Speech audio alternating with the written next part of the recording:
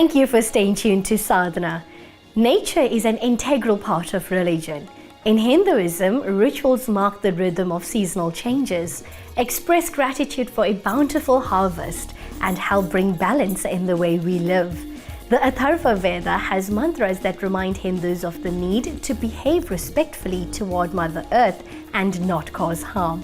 Embarking on our Go Green mini-series, Sadhana met Reggie Maistry and explored his journey in going green.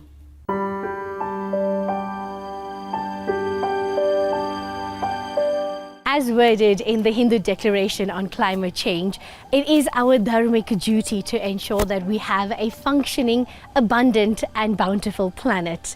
Keeping this in mind and working towards fulfilling his dharmic duty, today I'm going to speak to Reggie Maistry and learn more about how Hinduism has made an impact in his Go Green projects.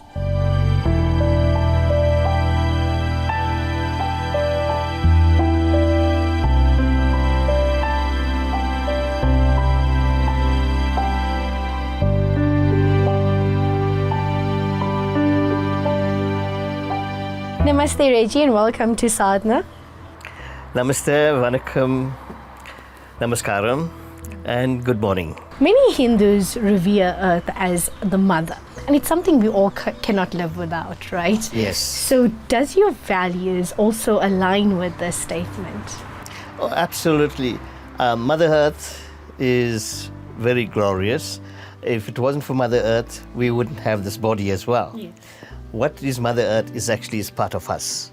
You were mentioning to me about your Go Green projects. So I want to know, how has Hinduism played a role in this? Well, very fascinating about Hinduism is they teach you about cultivating a knowledge and understanding of Mother Nature. Mm-hmm. So with us not to break anything, pinch anything, plants or whatever it is itself, and take care of it and really value the plants around you, the insect life, the animals, and all of Mother Nature. You can see how much of love you have for the environment. So I'm curious to know, where did this love for the environment begin? Started with my mum, and she asked us to challenge us children. She gave us small patches in the garden and challenged us to say, right, go and plant your seeds in there. You were quite young. Very, very young, yes.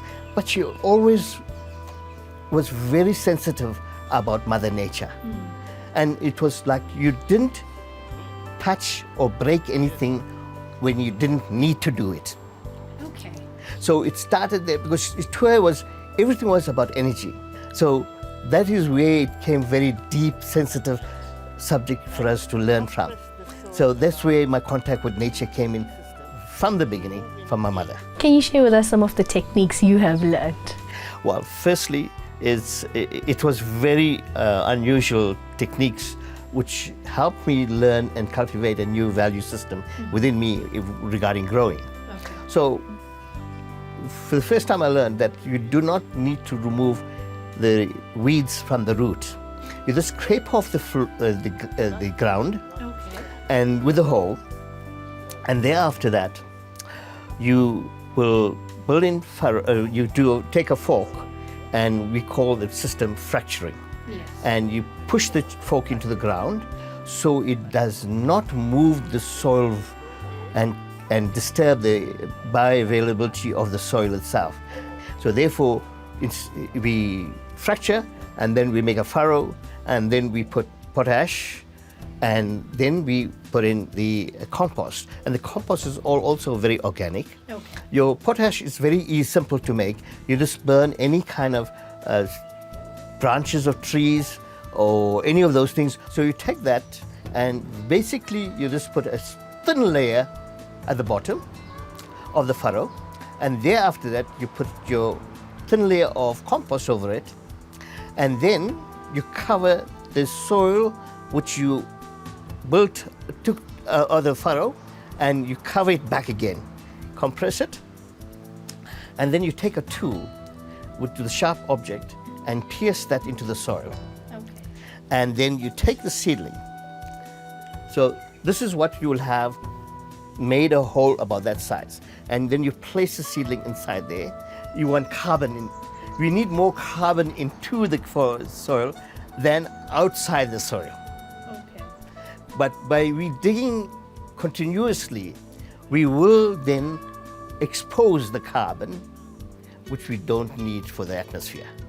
Okay. So this is the biggest problem why we have the situation where soil then is turned into sand, because we're upsetting the balance of nature itself.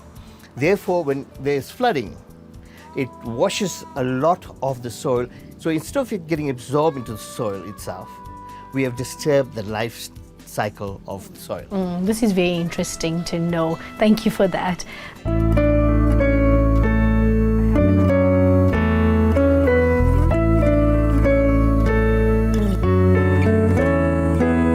The Gita states that the Hindu community must protect the environment. Do you strongly agree with this statement? Oh, absolutely. We're seeing this right now, and it's amazing that we have Sadhguru's talking about Save the Soil project, and he's doing immense work in it, and he's bringing a lot of awareness and consciousness to the entire earth itself. And what we have done is we have contaminated Mother Earth. We as human beings created more atrocities to Mother Earth than any of the living species that's around us. For instance, the insects. As I stated before, it has a purpose, and it just continues purpose. But we tend to degrade Mother Earth in whatever we want to purpose our life in. So yes, there is immense value in it to really connect with God in this way. If you respect everything that's around us, all of Mother Nature, then we're respecting God. If you take away the bees, we will cost us trillions and trillions of rands to replace pollination. So therefore, the connection with this one item that we would not even have growing if we don't have this. So the trees itself is needed and acts like a magnet for the rain. Remove the trees and you will not have rain, because Mother Nature has made everything in such a manner that trees will attract rain. Therefore, you'll see in any place where there's more trees grown, you'll see that more rain will come to that area itself. Like a rainforest. Exactly. Like the rainforest as well. Will attract even more rain. Reggie ji, it was such a lovely morning spending with you today. To conclude, can you provide our viewers with a message on how to preserve the environment and the biodiversity? Thank you very much for the question.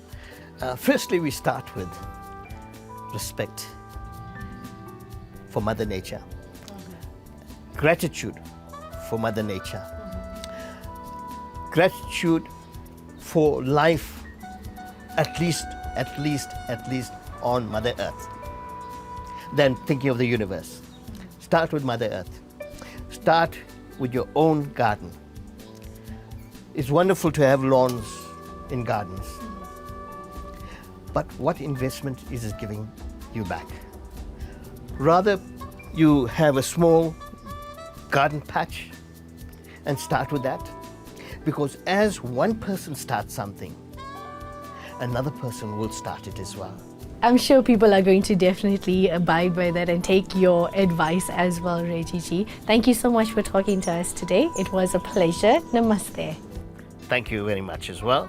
Namaskaram, namaste, vanakkam.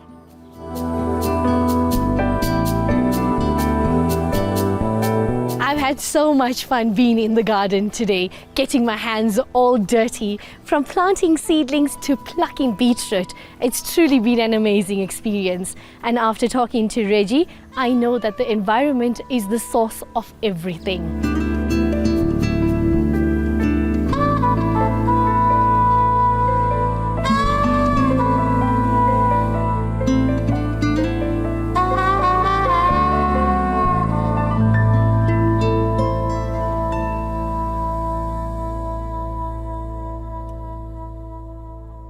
That surely was inspiring.